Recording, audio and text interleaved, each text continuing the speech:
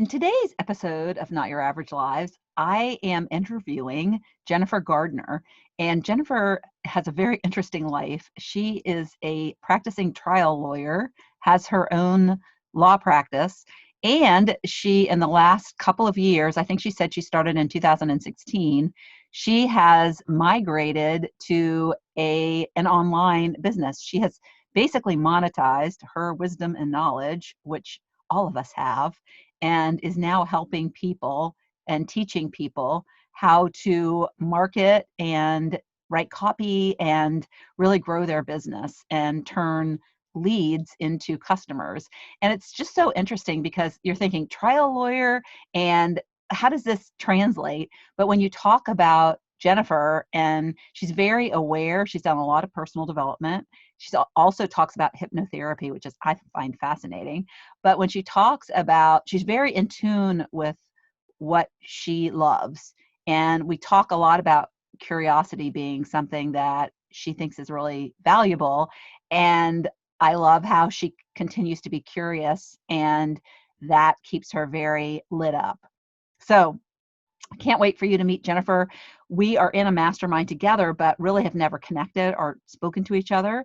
And so it was really a delight to have a chance to talk to her off camera, as you will, or off recording. And we spent quite a bit of time talking before and after the episode. So, and I'm excited to have her as a new buddy, a new business buddy, which, this having an online business and being in these amazing groups with other people, you do really find such like-minded people. And that's one of the great things I love about doing this podcast as well. So, and one interesting thing too that I want to touch on is that Jennifer's really the first person that I've had who was hesitant to share her age. So I wanted to celebrate the fact that at some point during the podcast, at first she was a little vague about it, but she did talk about it, and she did speak it. She spoke her truth. I'm so proud of her. But a lot of us don't want our age to define her, a lot of us don't want our age to define us, and that is why she hesitates to share her age, because she feels she gets pigeonholed. And so I am just a big proponent of not acting your age and celebrating every bit of life that we've had, and making the best of what we have left. And so I don't hesitate to share my age. Maybe I do get pigeonholed, but poo on them, because I do not act and look like a 61-year-old. Although sometimes I'm starting to look like one. I got some wrinkles that just won't go away, but that's okay. They show that I laugh a lot and I'm happy, and so that's where my wrinkles come from. Especially the ones down my side. My dimples have turned into wrinkles. I call them dinkles. Dinkles. They're my dimple wrinkles. Anyways, all right. On to the episode with Jennifer. Welcome to another episode of Not Your Average Lives, and I have with me today Jennifer Gardner. And hi, and so we now telecast on video, so we're seeing each other and waving. But if you're just listening to us, then you can just hear our voices. And she is in beautiful LA, and her background is gorgeous. But we are going to talk today about, I don't even know what, midlife transformation, because she has one. She says she has several things to talk about. So it's going to be news to me as much as it is to the audience. But she is has a background in lawyering as a trial lawyer, which I think is fascinating. And hey, you can talk to us maybe about OJ. Because you were out there then, right? No, you weren't? Okay. You were. Okay. That was a crazy story. But anyways, we met in a mastermind, and she has a course and a program. And so she's very interesting. I can't wait to hear what she has to say. So welcome to the program, Jennifer. Thank you. Thanks for having me, Lori. I'm so happy to be here. And yeah, thank you for having me. You're welcome. So we were talking that she is very shy about telling her age, but it's crazy because she looks like she's 40. I was even wondering if she was going to cut the mustard for the midlife story thing. But do you want to share your age? And not really, I'm like, okay. So Okay, so I'm late in my fifth decade. Okay, so we'll just put it that way. And the resistance that I have to sharing my age, and I have a lot of conflict over this. Okay, I'll be really candid about that. Because on the one hand, I feel like I should share my age because my audience would probably be inspired by the fact that I am as old as I am. But on the other hand, I feel like sometimes there's a lot of ageism in our society. And if you state how old you are, people put you in a box and they start relating to you in a certain way. And I'm all about being outside of the box and not letting these pre-confirmed definitions of who we are and how we should be define my life. Got it. Yeah. I think I like saying my age because I'm like, oh, look at me. I don't look like 61. So I'm like the opposite in terms of I don't let it define me. I try to overcome it and be like the kind of the unique unicorn in the room. Yeah. That's kind of how I look at it. So, and if somebody Totally. has a problem and it's going to label me and put me in a box, that's their problem. So, but you are gorgeous and you should celebrate your age no matter what. So, Thank you. so I mean, I won't pressure you. well, we'll just say I'm 59. For a, Well, you're so brave. I'm so proud of you. All right, so you've been married 3 times. You have this amazing background as a trial lawyer, and then at some point you got fed up and said, although you still are doing some law, you still have your practice. So can you just talk to me about what got you into wanting to do something a little different and changing into an online business? yes, I would love to.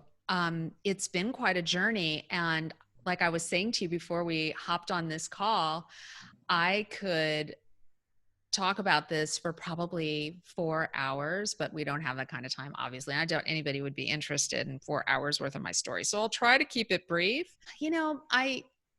I was never 1,000% comfortable being a lawyer, but something about it was compelling, and it I was driven to excel and succeed, and and so I stuck with it, and I built a really successful law practice. I still own that practice, and I represented people in all different kinds of matters, criminal and civil, tried so many cases, I don't even know how many, and had a very rewarding career, both like personally, and it was financially very rewarding. But I was always curious about what my clients were up to. And I was always, and for a long time, I didn't see that what I was doing and the way that I was running my business, creating my business, and preparing and trying my cases was actually very creative. I didn't see how creative I was being in that, and I really envied my clients who had purely creative businesses. And I was just curious about the world. Like, I remember graduating from law school, and they shoved me into a windowless library, and they gave me these really strange, and this is before online research was a thing. They gave me these strange projects to research, and they said, go find an answer. And I'd spend days and days in there. And I thought to myself, you know what? This is not what I went to law school to do. I went to law school to help people solve problems, like, and to be engaged with the world in a different way rather than in piles of stinky, smelly, dusty old books in a windowless room for 14-hour days. It's just like it took me a long time to figure out how to have a rewarding legal career and satisfy all my cravings for world knowledge and this hunger that I had to just like be out in the world. And so that found itself out, expressed in different ways throughout my life. How did you And get into law school? I mean, I'm curious to know because I was in college wanting to do something different, and my mom said, "No, you never make money doing that." So I went down a path because my mother made a comment, and I dropped out because I never really felt like I was liking what I was taking in college. And then I just fell into kind of the corporate world. And so I'm curious, like, what did you start undergrad with the intent of wanting to go to law school? Somewhere along the way, how did that happen? I went to undergrad, I went to UCLA, and I wanted to be an international journalist. Mhm. And UCLA was a great school.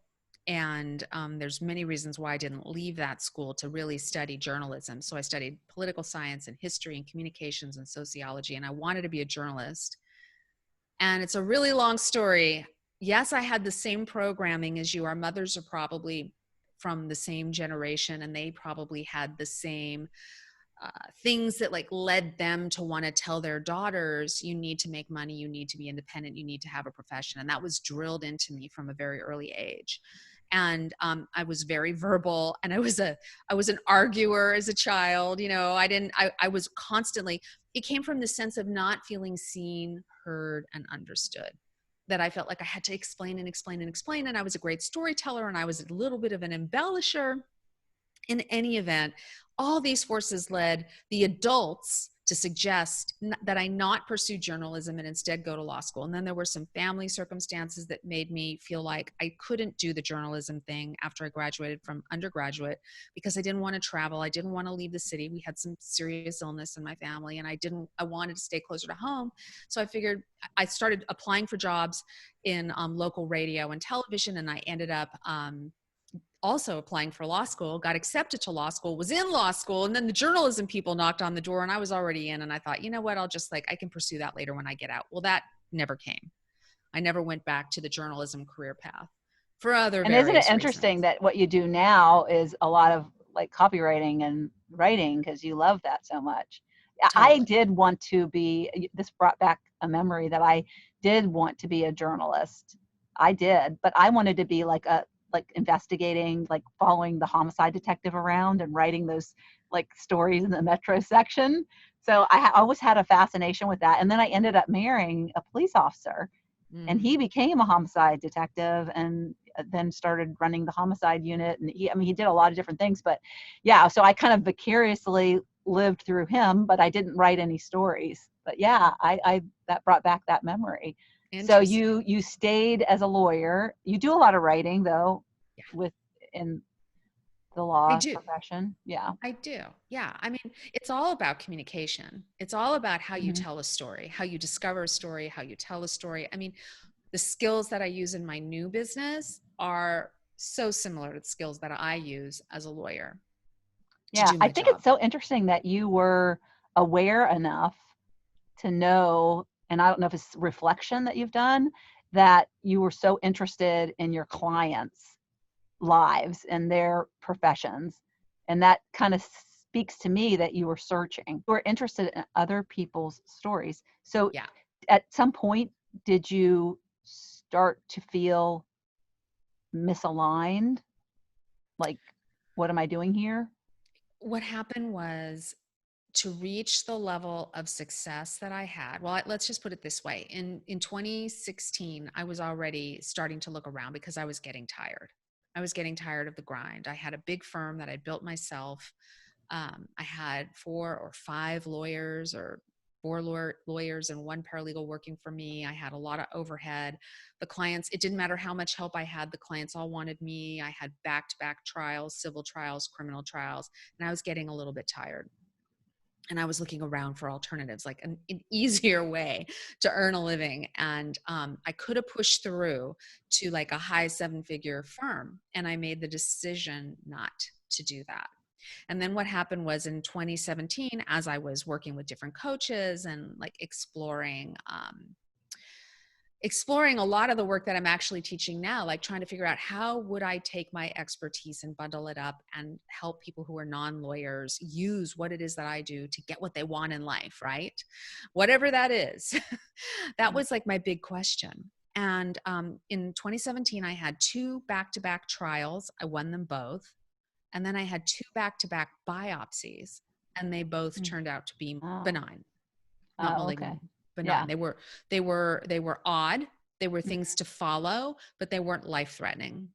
And Mm. that really kind of jarred me awake, and it made me realize, you know what, this is, life isn't kidding.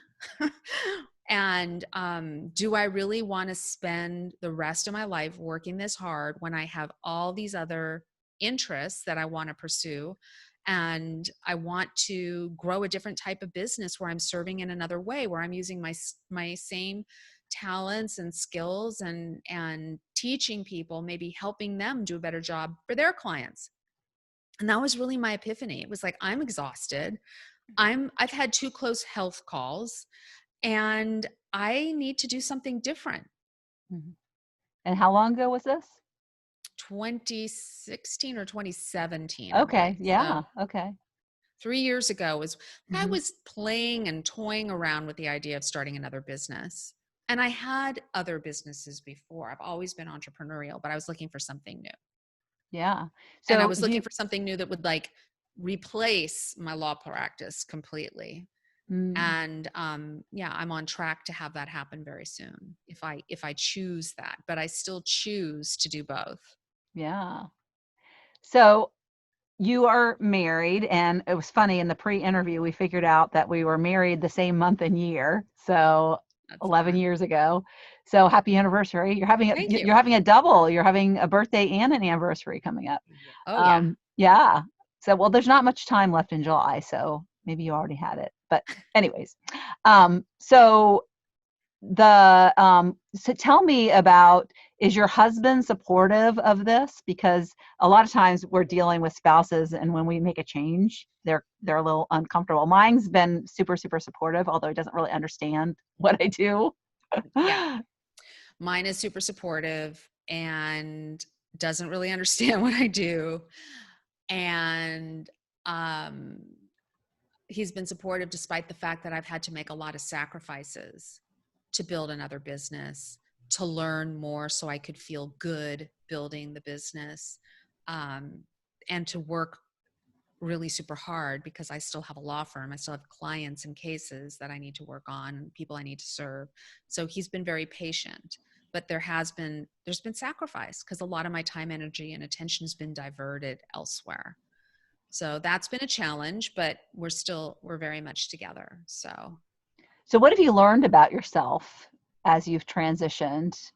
A lot of times people, when they start something new, that you come across as being very, very confident, like you're capable of doing all these things. And I think a lot of people, when they switch something, yeah, they know they have all this knowledge, and they know they have a transfer of knowledge, but there's still this kind of like hesitation or fear around this doing something new. So did you face any of that, or has it been pretty smooth sailing for you?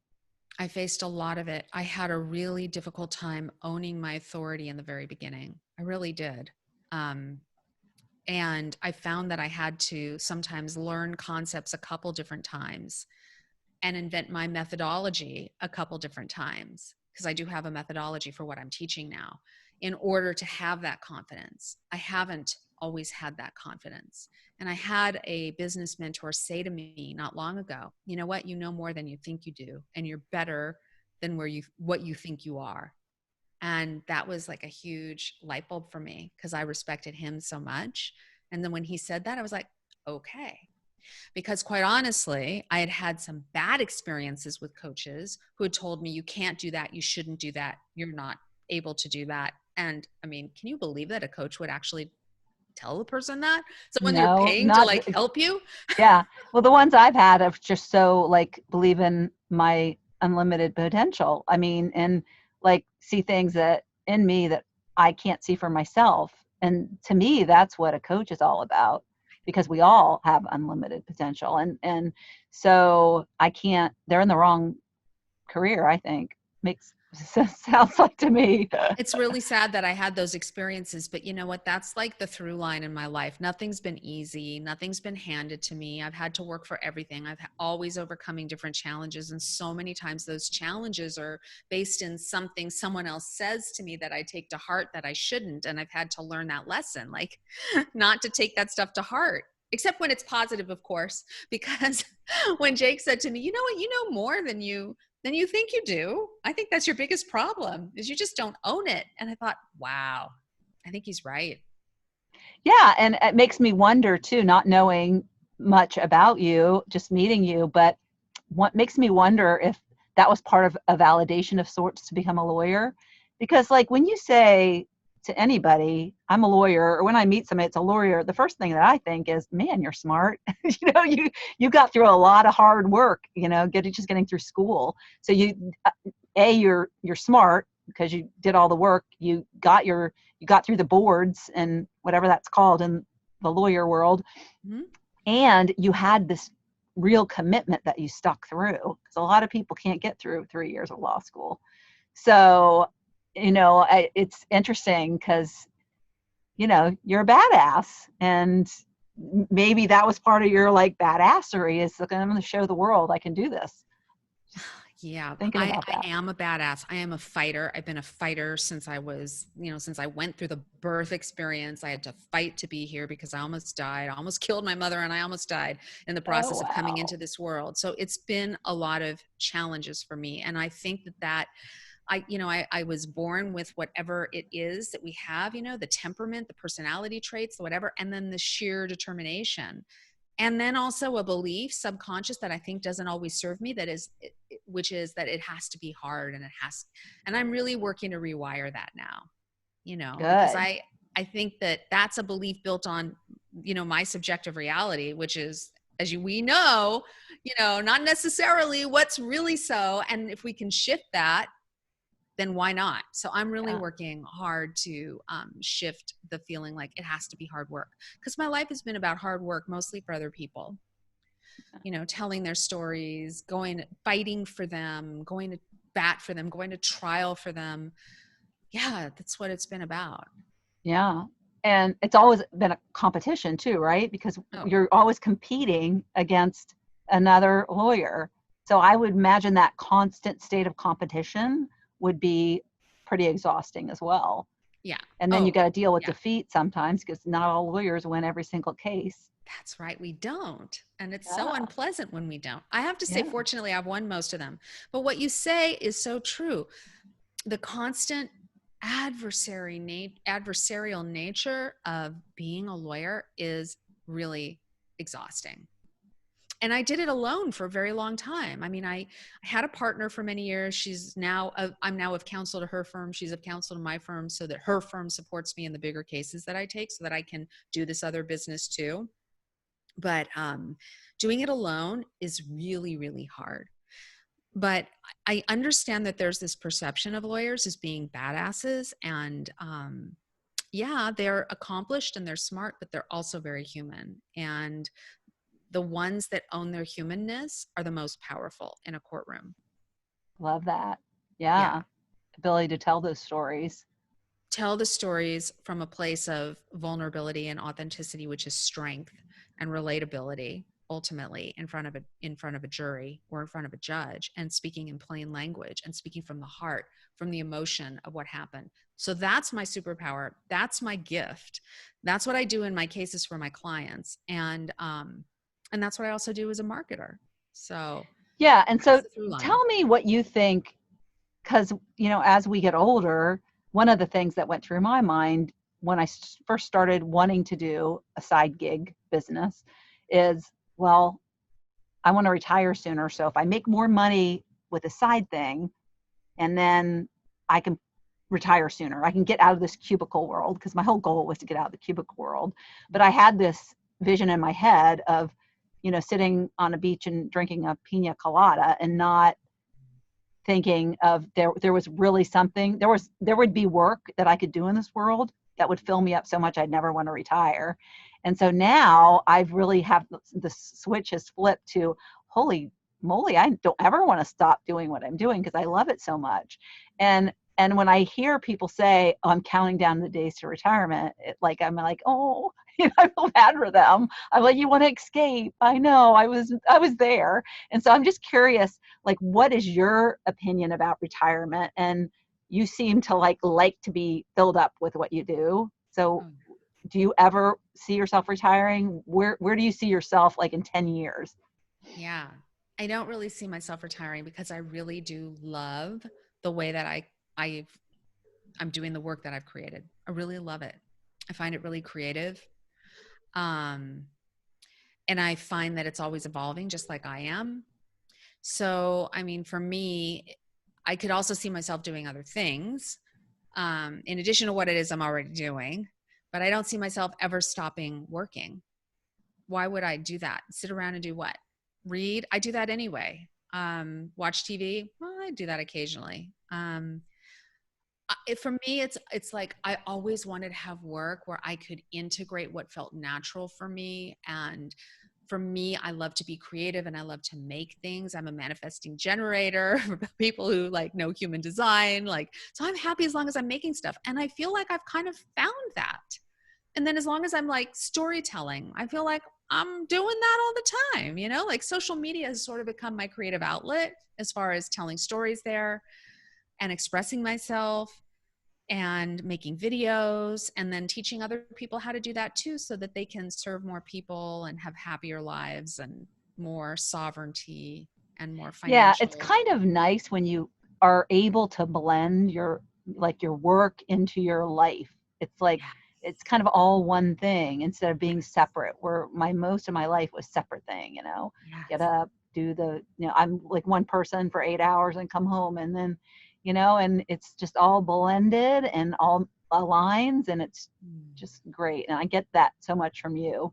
Yeah. So It took me a long time to get there, but that's totally where I'm at right now. And I really, really, really am enjoying it.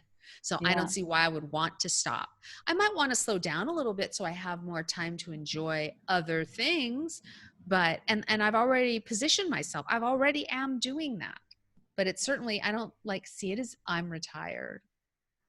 So another thing is we can take all the action all day in doing the thing we want to do, but the mind has to kind of come along with us if we're going to have success. And so you've mentioned some stuff like human design, and you mentioned, I don't know if my listeners are familiar with that. I haven't really talked about it. I don't know a lot about it, but I'm familiar with it. And you talked about limiting beliefs and dealing and rewiring. And, as a neuro coach, I'm like fascinated with that stuff and love it. So tell me, when did you start to kind of understand that the mind played a big game here, or did you have that all along, or is at some point you're like, I realize some things within me are holding me back? Okay, so I've been on a transformational path for a really long time. When I was younger, I had a lot of therapy because I had a lot of difficult circumstances I feel that I was dealing with from my childhood. And so I had a lot of therapy when I was a younger person. I did landmark education, Oh went yeah. all the way through, did absolutely everything. I gobbled it up. That was a while ago. I haven't been back for a tune up, but I left there and I went on to like study still more things that would be considered like transformational. And like a couple years ago, I think it was, I'm not sure on the exact timing, but I decided that there were definitely like I was hitting some walls when it came to my visibility. And I really wanted to overcome whatever that fear was of being more visible. And so I did two things. Well, this is like actually going back like 4 years. Number one, I studied acting. Ah. Yeah.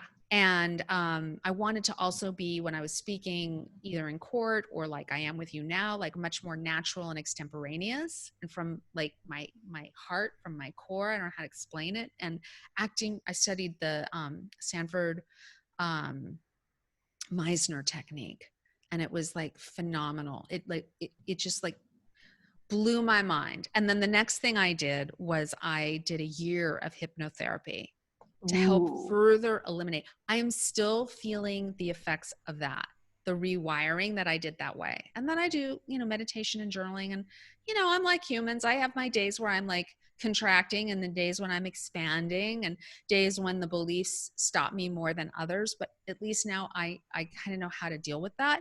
But the hypnotherapy and the acting classes and like all the work I've done, it's like that's really been what my life has been about, this whole journey of just like going really deep into other people's lives, going really like it's all experiential for me. Like it's definitely education based, experience based, growth based, personal self-development based, and creativity self-expression. I mean, these are the threads that it Yeah, I doesn't love matter. the way you say that you're always evolving, Mm, which I think is what people need to really understand.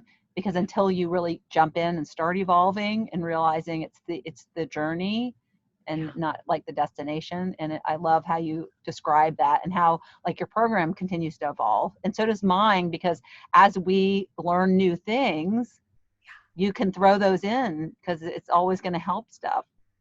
In fact, I Yes. was listening to a podcast yesterday and I was so excited by it.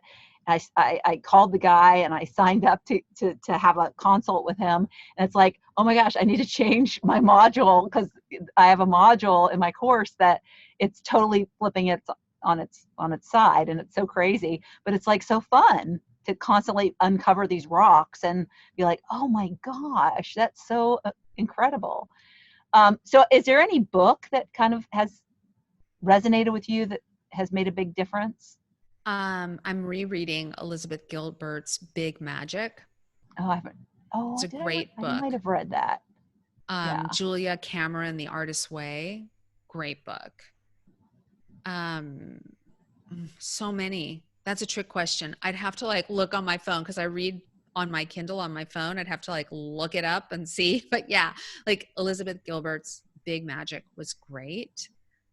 All about creativity and these big ideas and what we need in order to live a creative life. And same with The Artist's Way, with real Oh. actionable steps that you can take Hmm. in order to stay creative and productive and support yourself as being a creative being in this world and having a creative life. Yeah. Those are Yeah. big. James Wedmore, who is one of my coaches, but he this book title sounded really weird, and I'll put these links in the show notes for people. But it's called The War on Art. Have you read Ah, that one? I have that one too. Stephen Yeah, and Kristen. yeah, and I was like, it's such a weird book title, but it's so unlike what you think And it so would good. be. That was another Yeah, good one. so It's on my good. shelf. A lot about resistance and stuff. I have that on audio book. Yeah. I like getting books though. I don't know if it's my age, but I like getting the books and like touching them and Yeah. highlighting them. Yeah. Although I've gotten pretty good with my Kindle app on highlighting stuff and going back through it, but there's something about just having that book in hand. Oh yeah. So, yeah. I do So, has both. there been any moment that you can think of where you were very fearful of doing it, but you did it anyways? Oh, what a good question. Hmm. And I ask that because I think a lot of people let fear stop them. And the ones who really, I just comes to mind Elizabeth Gilbert's book, The Big Magic, who find the big magic are the ones who do it anyway. Oh yeah. And then they realize, why was I so scared after the fact? I saw a quote the other day. I'm going to butcher it, of course, but the whole idea was is that the growth you need to do is on the other side of the fear that you're feeling right now. And I really do feel like when we push through the fear, that's when we have the most growth. And I'm constantly pushing through fear with all the work I've done on myself. But I can look back and say, wow, 3 years ago, I wasn't doing that I'm doing now. And I certainly wasn't, if I did it, I wasn't doing it as well as I'm doing it now. I can track my progress. So, and I like to do that. I like to see the Yeah, evolution. yeah. Every month I do a whole review of my previous month, Oh, because I built the system that worked for me, and so now it's in my program. But yeah, it's a whole system that, because at the end of the month we're like, what the heck did I do? I didn't We focus on what we didn't get done that we wanted to get done, instead of focusing on what we really got done, which was usually a boatload of stuff that, things crop up and stuff. So it's such a good reflection on, how much progress you've made. And oh we yeah. don't tend to do that, and we don't tend to celebrate it either. So Right. I'm big on that. So tell me, how do you want to leave the listeners? How would you, what uh, tidbits, based on your decades of life and what you've learned and how you've gotten to where you are, and really doing what you love to do, and you're kind of still creating, which is amazing. So what insight would you like to give the listeners today? Oh, I guess it would be that I don't ever want to lose my curiosity. So it would be to them to stay curious. I mean, curiosity is what drives me to do so much of what I do. And I also have the belief that by growing and expanding my knowledge and evolving as a human, I can be happier. That is a belief, right? And I Hmm. think that's a good one. If we're going to have a good, if we can like characterize beliefs as being like good, productive ones, that would be a good one. I'd like to keep that.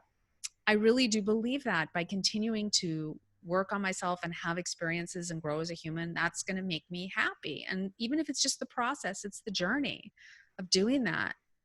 And yeah, that plus staying curious. Yeah.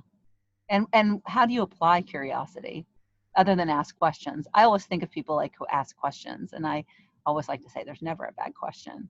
You are a great question asker, by the way. Oh, You're good. really good at it, I got to say. I exhaust some people with my questions.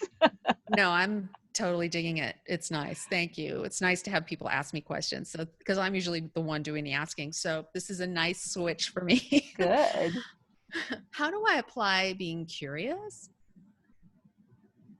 I don't know. I mean, I just have a wonder about the world, and I have a wonder about history, and I wonder about people and what their Yeah. experience was like. And I'm curious if their experience is anything like my experience. And I'm always looking for the commonality in humans, regardless of what walk of life or nationality or race they might be. I mean, it's like the human experience is just, in fact, it's fascinating and so intriguing to me.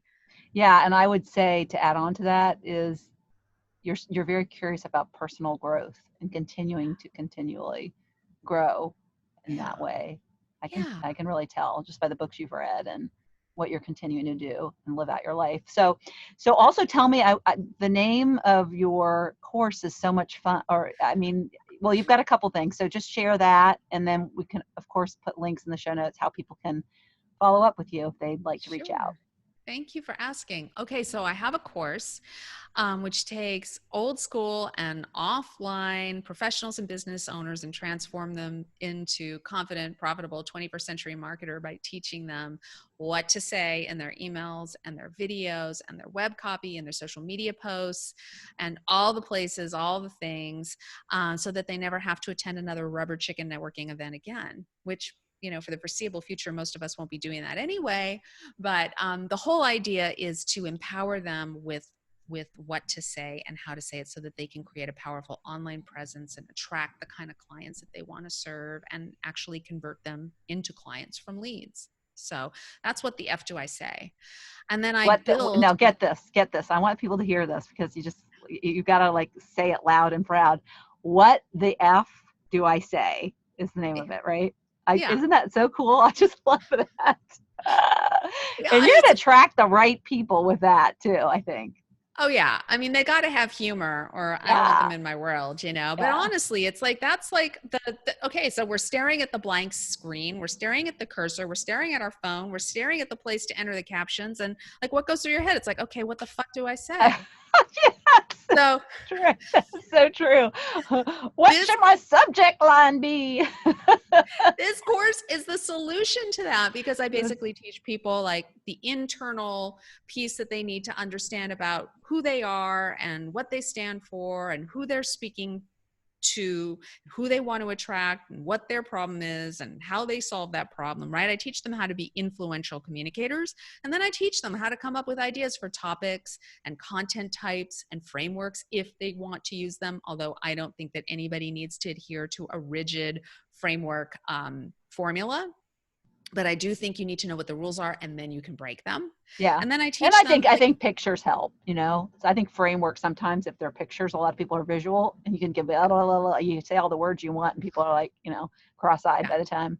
So I think Yeah, well, pictures there are for some different kinds people. of learners, right? Some Yeah, people yeah, are visual, some people are auditory, some people they want to watch something, they want to fill out a worksheet. So yeah, that's something I'm yeah, learning about, like how to deliver this material so that people absorb it and they learn something, and it's a process. I've created a yeah, process where I teach yeah. them how to be influential communicators Love in the that. online space primarily, but everything I teach works offline too. It's like a lot of what I teach is storytelling, Yeah, how to get people to like feel, Yeah. because if they can feel what you want them to feel, then they'll probably buy from you or hire Yes. you. Yes. Yeah. So that's my specialty. Yeah. That's the secret sauce. You just made me think of this, and I don't know why it came to mind, but because it was a story. It was a story. And I think it was actually at a Beachbody event, because I used to be a Beachbody coach, and I would go to these events and they would do these really powerful videos, that were totally unrelated. They'd just be more like sales or marketing. And it was something that was teaching about telling stories. And it was a leather briefcase. It was a company that made leather briefcases. And they did this whole story around this leather briefcase, and it was like the grandfathers, and it showed it for like old from childhood, and the briefcase going from being carried on throughout the family and his life. And it was short, but it was an advertisement for this briefcase. And it was a briefcase that was kind of like, how some of the cool leather is weathered kind of leather, so it kind of looked like an older grandpa's briefcase. But oh my gosh, it was like the most powerful story, but it was a marketing piece. And that reminded me of it. And that is why stories sell, because people remember the stories. And then here I am years later remembering the stupid story of the briefcase. Yeah, So people yeah. people remember the stories, and also the left brain is the gatekeeper. It's the linear thinker. It's the judgment place where it will like tell us no, why we shouldn't do something, buy something, hire someone. And in the order to get through the left brain, you got to reach the right brain. And that's where the emotions are. And the decision to buy and hire and do something is made based on emotion. So you need to pierce through the left to get through to the right. And the best way to do that is through story. And Yeah. I don't know if you watch the Super Bowl ads, but I don't usually Yeah. watch the Super Bowl. I just go and I watch the ads like the next day. Google had a great one, a beautiful one, where this older gentleman was speaking to Google, asking Google to help him find things to help him connect with the memory of his deceased wife. And it was one of the most touching, beautiful stories. And it was a Super Bowl commercial. And you didn't see the face of the actor. You saw some pictures. You saw him entering search terms, speaking to Google. I mean, it was like, oh, Oh, I so good. missed Go look it that. up. Go I could look it probably up. Google it and see, Yeah. if I could, speaking of Google, I could Google it, which is what Google 2020 wants me to Super do. Bowl ad. Yeah. Google. Yeah. It's amazing. It's like such a great example of storytelling, like the Yeah. briefcase story you just said. Yeah. It's a perfect Yeah. I'll see if I example. can dig those up and put them in the show notes, but just Yeah, have fun because watching that them. briefcase is like a metaphor, and metaphor is a very, very powerful literary device that we can use in storytelling in order to get through to the Yeah. right brain. Same with the Google thing. It was Yeah. sort of allegorical. So good. So Yeah. good. Yeah. All right. So I think people just need to come up, especially in business, but it's good in conversation too. You can use stories anywhere.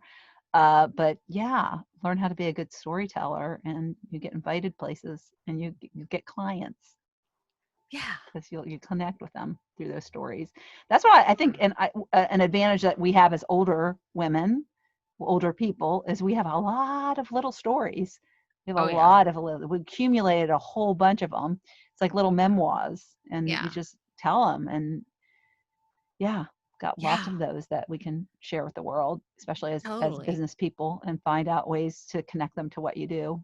So Yeah, thank exactly. That's you so much exactly for it. being here. It's a delight, because like, as I said, we're in a mastermind together, but we haven't been able to get to these events. So we're on these virtual events, and then we get separated in these rooms, and it's only like random who you end up with. And the most recent one, I wasn't in a room with you. Yeah. And so it's really delightful to, get to know you better and have this conversation. So Oh thank you. yeah. It was great. It was great getting to know you this way. Yeah. I Yeah. love it. I'm so All grateful. right. Thanks, Thanks. Lori. Okay. Bye. Bye. Thank you so much for tuning into the Not Your Average Lives podcast. If you haven't yet, make sure to subscribe on iTunes if you have an Apple device. You can find free resources and learn what else I have going on at the moment that might interest you on my website at notyouraverage.grandma.com. You can also find me on Instagram or Facebook at Not Your Average Grandma.